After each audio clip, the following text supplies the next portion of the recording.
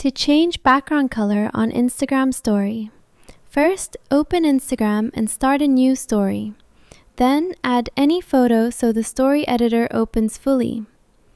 After that, tap the three-dot menu and tap Draw. Then pick the pen tool and choose the color you want from the palette at the bottom. If you want a more exact shade, press and hold on a color to open the full color slider. Then, press and hold anywhere on the story screen for a second until the whole background changes to that color.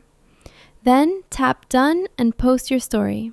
And that is how to change background color on Instagram story, step by step, fast and easy. Because Instagram still uses the Draw tool fill gesture to apply a full background color in the current story editor. Subscribe for more iPhone and app tutorials like this. Like the video and comment what tutorial you want next.